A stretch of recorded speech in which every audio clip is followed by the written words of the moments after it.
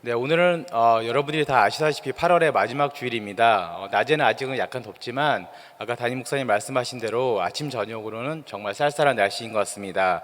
2022년을 우리가 이제 동일하게 이제 신년 특세로 시작한 지가 엊그제 같은데 이제 올해도 4개월밖에 남지 않았습니다. 아무쪼록 남은 한 해도 잘 마무리하시고 특별히 신앙과 여러분들의 예배 생활에 회복이 있으시기를 주님의 이름으로 축원드립니다. 우리는 현재 2020년대를 살아가고 있습니다. 참고로 2020년대의 대표적인 특징 하면 뭐가 있을까요? 저번에 이제 5월달에 가정의 달 행사할 때도 이제 그런 주제의 세미나가 있었는데 AI, 메타버스 이런 게 있습니다. 그리고 10년 전이 2010년대, 그리고 20년 전이 2000년대 그런 특징들은 어떤 게 있었을까요? 혹시 기억나십니까? 알파고, 그리고 사물 인터넷으로 대비되는 IoT 이런 게 있습니다. 그리고 특별히 2000년대에는 이제 여러 가지 이제 특징을 또 꼽을 수도 있겠지만 그 중에 하나가 이제 사회적 특징으로 우리가 좀 좁혀서 보면은 여러 사람들의 유명인들의 자살을 들 수가 있습니다. 배우 최진실 씨, 이은주 씨, 박영화 씨 등등 수많은 연예인들이 2000년대 초반을 전후로 해서 자살을 했습니다. 그리고 이뿐만 아니라 현대그룹의 정몽원 회장을 비롯해서 여러 또 기업인들이 또 생을 마감했습니다. 그리고 이뿐만 아니라 정치인으로는 우리가 너무나도 잘 아는 노무현 전 대통령이나 박원순 서울시장이 스스로 생을 마감했습니다. 이렇게 이제 유명인들의 자살이 이어지다 보니까 우리 사회는 우리가 왜 살아가는지에 대해서 고민을 하기 시작했습니다. 그리고 이 고민이 하나의 지금은 트렌드가 되었고 하나의 주류가 되었습니다. 그 트렌드가 만들어낸 것이 바로 강연과 강연자들이 많이 늘어났다는 것입니다. 우리가 너무나도 잘 아는 방송인 김재동 씨, 그리고 김창욱 교수, 김미경 씨가 바로 이때 이제 탄생한 소위 말하는 강연 스타들입니다. 그저 돈만 많이 벌고 돈만 많이 있으면 행복한 줄 알았는데 돈이 가장 많기로 유명한 재벌들이 자살을 하고, 그리고 유명세로 늘 즐거워야 할 그런 인기 스타들이 자살을 하고, 그리고 권력을 손에 쥐고 마음껏 휘두르는 정치인들이 자살을 하는 걸 보면서 우리 사회는 큰 파장을 겪었고 큰 메시지를 서로에게 또 던져주고 있습니다. 여러분들이 잘 아시다시피 방송인 김재동 씨는 원래 저런 강연자가 아닙니다.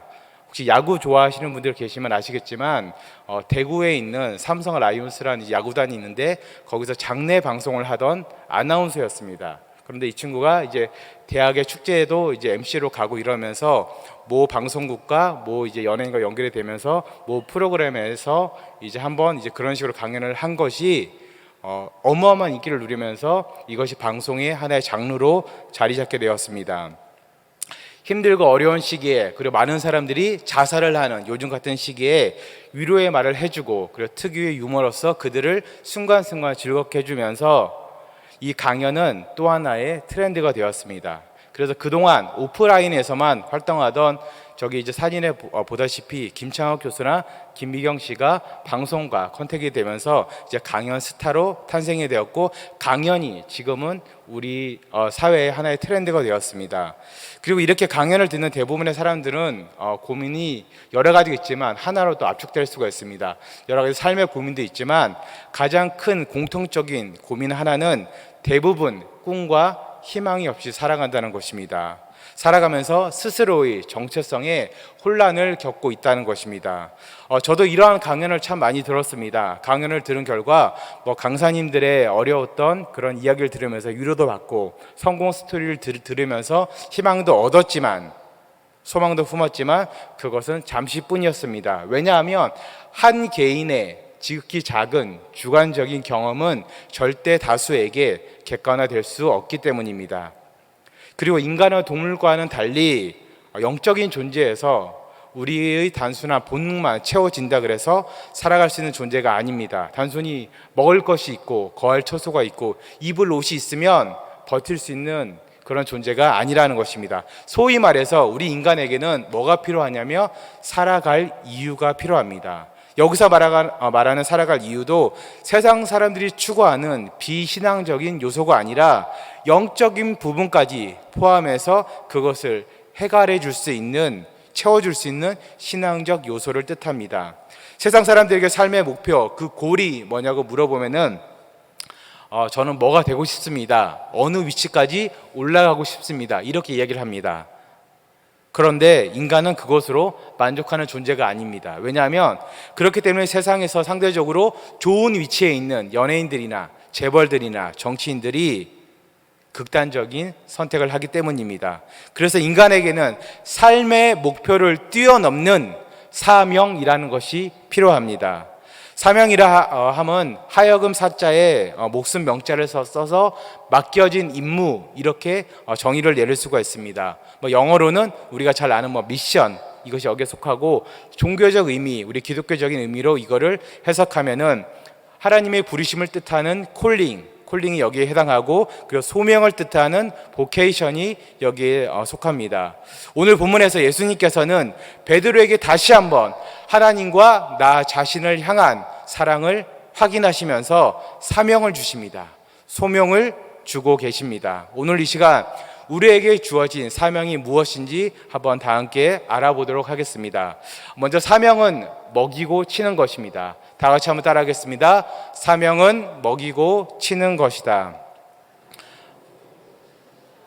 오늘 보면 15절, 16절, 17절 마지막 부분을 제가 이렇게 발췌해 놨는데, 이 부분을 다 같이 한번 읽어보겠습니다. 시작. 이르시되 내 어린 양을 먹이라 하시고, 이르시되 내 양을 치라 하시고, 이르시되 내 양을 먹이라. 먼저 15절과 17절에서 동일하게 나오는 이 먹이다, feed라는 말은 헬라어로 보스코입니다. 보스코. 이 보스코는 먹이다라는 뜻도 있지만 양떼의 꼴을 먹이다, 그리고 양떼를 풀밭으로 인도하다, 풀밭에 양떼를 내어놓다, 이런 뜻이 있습니다. 성경에서는 비단 오늘 본문뿐만 아니라 여러 본문에서 하나님 말씀을, 그리고 성영적인 영양분을 먹인다는 표현을 쓰고 있습니다. 에스겔서 2장 8절에서 9절을 우리 다 같이 한번 읽어보겠습니다. 시작. 너 인자야, 내가 내게 이런 말을 듣고 그 패역한 족속과 같이 패역하지 말고 내 입을 벌리고 내가 내게 주는 것으로 먹으라 하시기로. 내가 보니 보라, 한 손이 나를 향하여 펴지고 보라, 그 안에 두루마리 책이 있더라. 아멘. 그리고 성경에서는 또 예수님을 생명의 떡, 하늘에서부터 내려온 떡으로 또 표현하고 있습니다. 요한복음 6장 47절에서 50절을 제가 읽어드리겠습니다. 진실로 진실로 너희에게 이르노니 믿는 자는 영생을 가졌나니 내가 곧 생명의 떡이니라. 너희 조상들은 광야에서 만나를 먹었어도 죽었거니와 이는 하늘에서 내려오는 떡이니 사람으로 하여금 먹고 죽지 아니하게 하는 것이니라. 아멘. 먹인다는 뜻의 헬라어 보스코와 더불어서 영적 공급을 나타낼 때 성경에서 자주 쓰는 말이 있습니다. 그것은 바로 헬라어 포이멘입니다. 포이멘.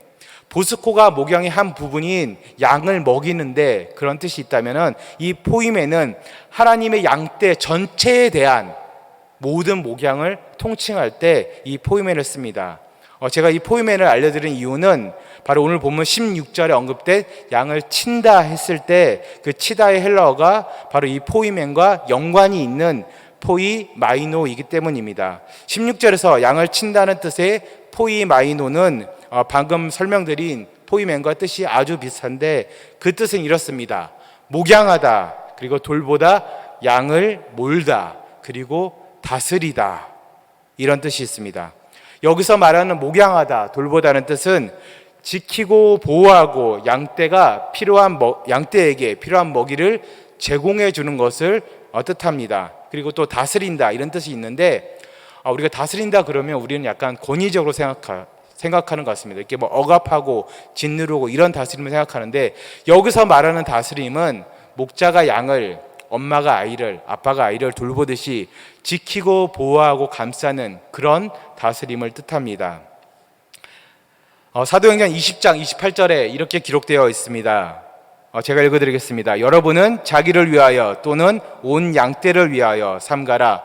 성령이 그들 가운데 여러분을 감독자로 삼고 하나님이 자기 피로 사신 교회를 보살피게 포이마이노 하셨느니라. 이렇게 기록되어 있습니다. 우리에게는 양떼를 보살펴야 되는, 그리고 잘 먹여야 되는, 돌보아야 되는 그런 사명이 있습니다. 그러기 위해서는 우리에게 영적인 민감함이 필요합니다. 아마 우리들 중에도 아마 이런 영적인 민감함이 뛰어난 분들이 계실 것입니다.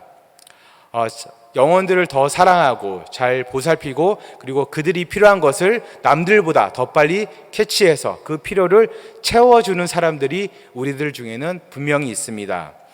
여러분들 혹시 주일 아침에 누가 가장 교회로 일찍 오시는지 아십니까? 새벽 예배 오신 분들 빼고 누가 가장 먼저 우리 교회에 제일 빨리 올까요? 예. 일부 찬양대가 제일 빨리 옵니다. 일부 찬양대. 모든 찬양대가 수고하지만 특별히 일부 찬양대는 정말 일찍 와서 새벽에 와서 준비하고 연습하고 예배에 또 찬양으로 또 헌신하고 있습니다. 그리고 그 다음으로 빨리 오는 분들이 누구일까요? 예, 교육자 그룹이 그 다음으로 빨리 옵니다. 부목사님들과 전도사님들은 이제 상대적으로 이제 성도님들에 비해서 많이 젊기 때문에 아침에 일찍 올 때 아침밥을 먹기보다는 차라리 더 자자. 그래서 자다가 바로 오시는 분들이 참 많습니다. 제가 알기로는 대부분 그런 것 같습니다. 그렇기 때문에 교회 와서 안내를 좀 쓰고 이렇게 일부 예배를 드리다 보면 슬슬 배가 고파집니다. 끝날 때 되면은 막 배에서 꼬르륵 소리가 납니다. 속이 쓰릴 정도로 소리가 납니다. 제가 정확히 기억은 못하지만 이러한 교육자들의 배고픔, 출출함을 위해서 벌써 수년째 아침에 간식을 준비하는 분이 계십니다. 한두 번이면 모르겠지만 1년, 12달, 52주를 매일 아침 항상 동일하게 동료들을 위해서 사랑하는 후배들을 위해서 간식을 준비하는 분이 계십니다. 저는 물론이고 여러분들에게도 이런 좀 영적인 민감함과 사랑과 배려가 있기를 소망합니다. 오늘 본문에서 예수님께서는 베드로에게 양을 먹이라 치라 하시면서 사명을 주셨습니다. 양을 잘 돌보고 보살피고 끌어안고 보호하고 그리고 육적으로는 물론이고 영적으로도 잘 먹이라고 말씀하고 계십니다. 그럼 어떻게 하는 것이 하나님께서 주신 그 양들을, 주의 백성들을 잘 먹이는 것일까요? 성경에서 무슨 질문을 하면 그 대부분의 답은 뭐죠? 여러분도 아시죠? 예수님이나 하나님 둘 중 하나만 되면 모든 문제의 절반은 맞는 거. 예수님의 상과 예수님의 말씀을 우리가 잘 보면 됩니다. 예수님의 사역을 보면은 그 패턴이 한결같습니다. 그 패턴은 가장 먼저 가난하고 병들고 외로운 자들을 돌보셨습니다. 그런 자들을 찾아가셨습니다. 그런 다음에 굶주린 자들을 먹이시고 가난한 자들을 입히시고 부유케 하시고 병든 자들을 고쳐주셨습니다. 그리고 힘들고 외롭고 어려운 자들을 위로해 주셨습니다. 여기까지는 세상에서 하는 여러 가지 자선사업과 크게 다르지 않습니다. 하나님을 모르는 사람들도 세상의 기업들이나 세상의 공동체도 여기까지는 합니다. 배고픈 자들에게 음식을 주고 아픈 자들을 고쳐줍니다. 그런데 예수님의 사역과 세상에서의 그 선행과 다른 것이 하나가 있는데 그것이 여러분 무엇일까요? 그것은 세상 사람들은 거기서 끝나지만 예수님의 사역은 그 다음에 항상 하나님의 나라를, 주의 복음을 전했다는 데 있습니다. 예수님께서는 굶주린 자들을 먹이셨습니다. 병든 자들을 고쳐주시고 외로운 자들을 위로해 주셨습니다. 그리고 잘 가, 잘 살아 이렇게 하시지 않고 늘 항상 주의 복음을 전하셨습니다. 하나님 나라를 전하셨습니다. 사랑하는 성도님 여러분, 우리도 그리고 교회도 그렇게 해야만 합니다. 그런데 오늘날 교회들을 보면, 많은 또 크리스찬들을 보면 이걸 다 해야 되는데 반쪽만 하는 경우가 정말 많은 것 같습니다. 복음은 열심히 전하는데, 전도지도 주고 복음은 열심히 전하고 그렇게 하고 있는데 그분들이 헐벗고 굶주리고 있는 것에는 신경 쓰지 않는 크리스찬들과 교회들이 정말 많습니다. 반대로 세상 사람들과 같이 많이 입히고 먹이고 병도 치료해 주지만 거기서 딱 끝나는 교회들이나 크리스찬들도 정말 많은 것 같습니다. 근데 우리는 그 이상 해야 됩니다. 주의 복음을 전해야 됩니다. 사랑하는 성도님 여러분, 우리의 사명은 예수께서 핏값으로 사신 주의 백성들을, 이 나라와 교회를 잘 먹이고 돌보고 보살피는 데 있습니다. 영적으로도 늘 주의 복음에 머물게 해야 됩니다. 아무쪼록 우리들의 가정과 일터와 그리고 우리들이 가는 모든 곳곳에 주께서 주신 주의 양들을 잘 보살피시고 먹이시고 그리고 입히시고, 그리고 무엇보다도 그분들이 주의 복음을 알 수 있도록, 복음에 머물 수 있도록 늘 주의 복음을 전하시는 여러분들이 되시기를 주님의 이름으로 축원드립니다. 두 번째 사명은 주님을 사랑하는 것입니다. 다 같이 따라하겠습니다. 사명은 주님을 사랑하는 것이다. 제가 8월 첫 주로 기억합니다. 금요 예배 때 동일한 본문으로 제가 베드로의 회복을 중심으로 말씀을 전했습니다. 오늘 본문에서 예수님께서는 자신을 3번이나 면전에서 부인한 베드로를 책망하지 않으셨습니다. 계속해서 예수님 자신을 사랑하냐고 되물으셨습니다. 그리고 이와 더불어서 해교나 베드로가 힘들어할까봐 베드로의 이름도 예수님을 배반하기 전의 이름인 시몬으로 부르면서까지 그 베드로를 배려해주고 있습니다.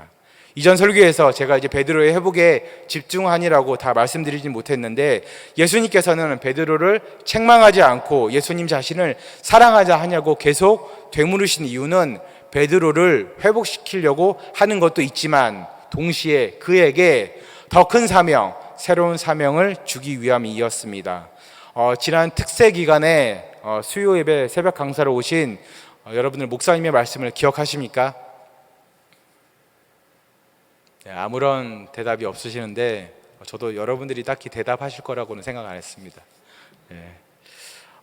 목사님께서는 사랑도 수준이라는 게 있습니다 라는 말씀을 전하시면서, 목사님 자신이 사모님을 만나러 연애를 하러 경기 북부에서 남부까지 일주일에 3번씩 되게 고생하면서 왔다 갔다 이제 그런 이야기를 하셨습니다. 그리고 그날 목사님의 핵심 메시지가 뭐였냐면 다음과 같습니다.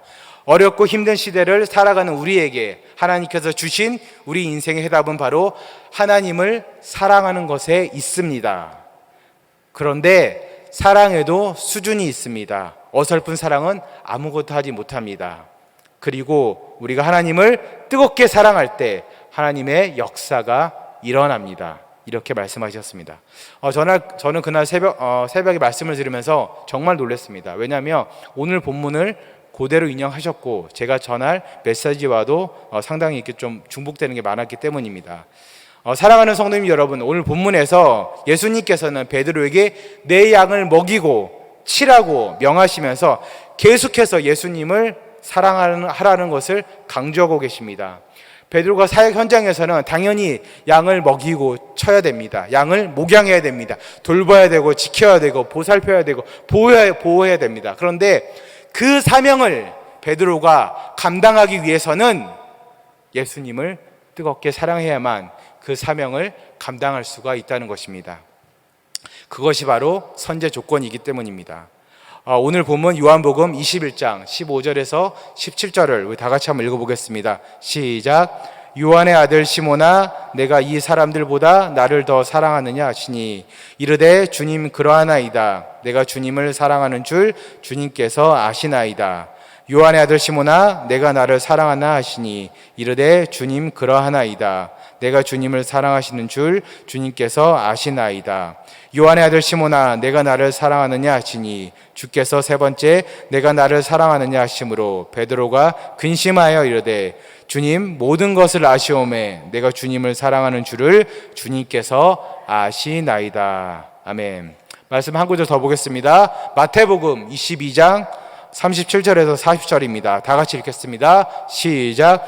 예수께서 이르시되 내 마음을 다하고 목숨을 다하고 뜻을 다하여 주 너의 하나님을 사랑하라 하셨으니 이것이 크고 첫째 되는 계명이요 둘째도 그와 같으니 내 이웃을 내 자신과 같이 사랑하라 하셨으니 이 두 계명이 온 율법과 선지자의 강령이니라. 아멘. 사랑하는 성도님 여러분, 우리가 예수님을 사랑하는 것은 우리의 선택사항이 아닙니다. 사명입니다. 사명. 우리에게 주어진 임무, 맡겨진 임무입니다. 그리고 이는 동시에 하나님의 부르심이고 하나님의 명하심이고 우리의 소명이기도 합니다. 그리고 가장 큰 계명이고 온 율법과 선지자의 강령이기도 합니다. 아무쪼록 예수님을 더 사랑하심으로써 사명을 잘 감당하시고 인생의 고난은 물론이고 주님께서 주신 여러 다른 사명들, 각자 우리에게 주신 여러 다른 사명들도 주님을 사랑하심으로 잘 감당하시는 여러분들이 되시기를 주님의 이름으로 축원드립니다. 마지막 세 번째로, 사명은 작은 씨앗이 되는 것입니다. 다 같이 읽겠습니다. 사명은 작은 씨앗이 되는 것이다. 오늘 본문은 아니지만 오늘 본문 이후의 말씀을 보면 베드로가 사명을 감당하다가 그가 어떻게 죽음으로 하나님께 영광을 돌릴지를 기록하고 있습니다. 요한복음 21장 18절에서 19절을 제가 읽어드리겠습니다. 내가 진실로 내게 이르노니 내가 젊어서는 스스로 띠띠고 원하는 곳으로 다녔거니와 늙어서는 내 팔을 벌리리니 남이 내게 띠띠우고 원하지 아니하는 곳으로 데려가리라. 이 말씀을 하심은 베드로가 어떠한 죽음으로 하나님께 영광을 돌릴 것임을 가리키심이러라. 이 말씀을 하시고 베드로에게 이르시되 나를 따르라 하시니. 아멘. 자신의 죽음에 대한 예언을 들은 그 베드로의 심정을 여러분들은 혹시 상상해 보셨습니까? 저는 한번 상상해 봤어요. 이 부분을 묵상하면서 누군가 나에게 와서 당신이 언제까지 복음을 전하다가 목회 생활을 하다가 순교할 거야, 잡혀가서 십자가에 거꾸로 매달릴 거야, 이렇게 얘기를 하면 저는 불안해서 못 살 것 같아요. 물론 처음에는 아무렇지도 않은 듯 살 수는 있겠지만 점점 그 시간이 다가오면 너무 불안해서 아무것도 못할 것 같아요.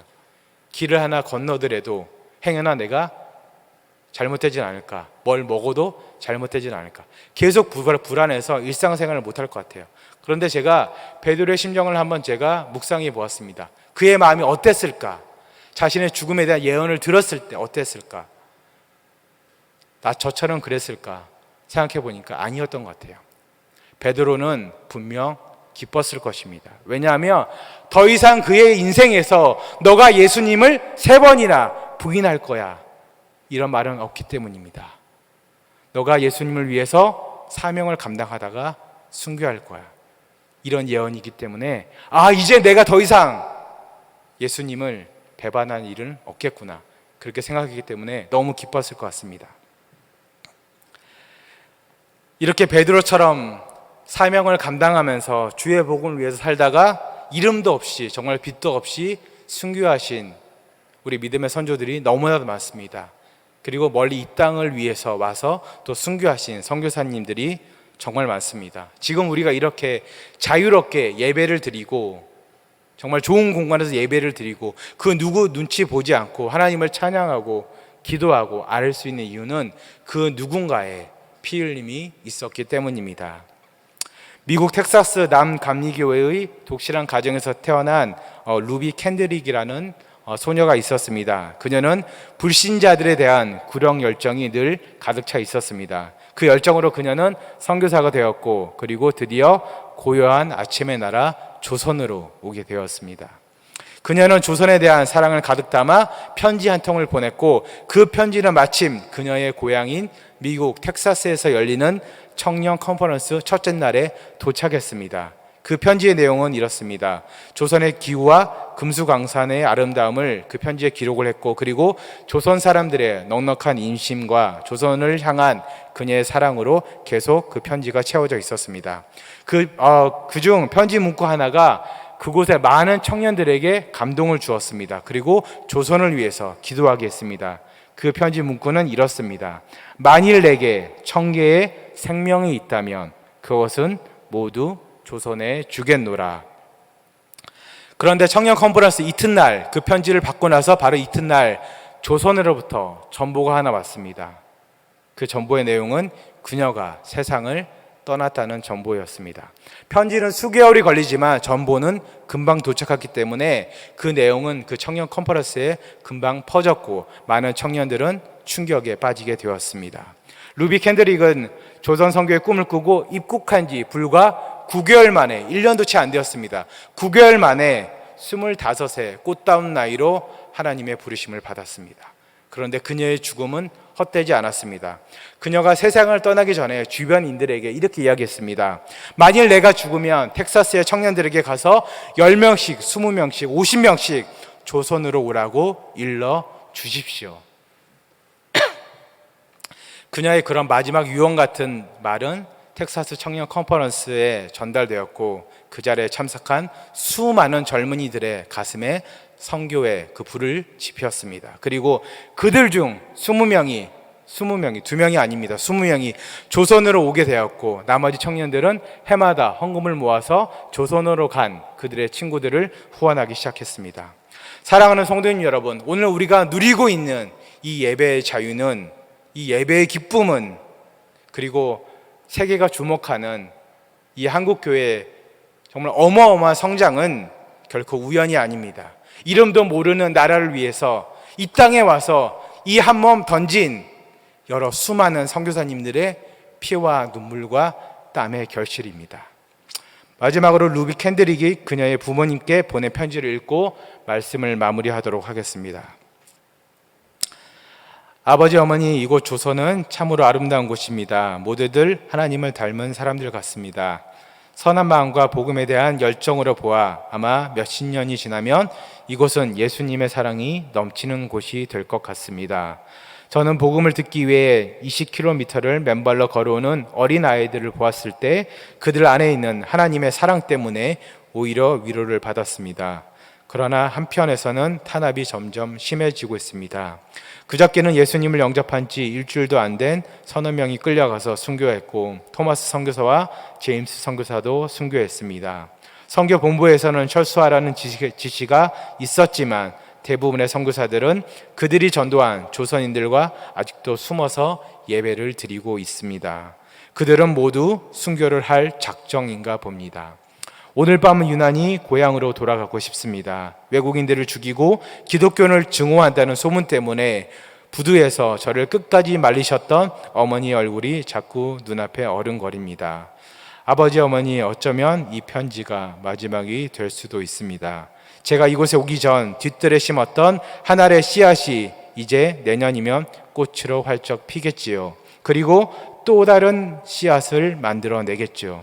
저는 이곳에 작은 씨앗이 되기로 결정했습니다. 제가 씨앗이 되어 이 땅에 묻히게 되었을 때 아마 하나님의 시간이 되면 조선 땅에는 많은 꽃들이 피고 그들도 여러 나라에서 씨앗이 될 것입니다. 저는 이 땅에 저의 심장을 묻겠습니다. 바로 이것은 제가 조선을 향해 가지는 열정이 아니라 하나님께서 조선을 향해 가지신 열정이라는 것을 알게 되었습니다. 어머니, 아버지 사랑합니다. 25살의 한 젊은 선교사의 죽음이 이 땅에 수많은 복음의 열매를 맺었습니다. 꽃다운 나이에 정말 하고 싶은 것도 많고 이루고 싶은 것도 많고 여러 가지가 있었지만 그것을 다 제껴두고 주의 사명 하나 붙들고 알 수도 없는 나라, 가자마자 죽을 수도 있는 나라, 그 나라를 향해서 그녀는 달려왔고 9개월 만에 하나님 품에 안겼습니다.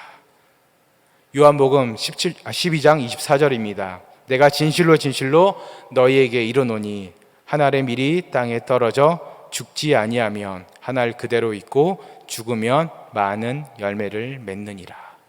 죽으면 많은 열매를 맺느니라. 사랑하는 성도님 여러분, 우리는 이미 구원받았습니다. 먼저 받은 그 구원에 여러분들 매일매일 감사하시고 이제는 그 구원의 복음을 내가 썩어지고 죽음으로 우리 모두가 한 알의 밀알처럼 땅에 떨어져 죽음으로 복음의 열매를 맺는 여러분들의 삶과 가정과 일터와 우리 대전중앙교회가 되기를 주님의 이름으로 축원합니다.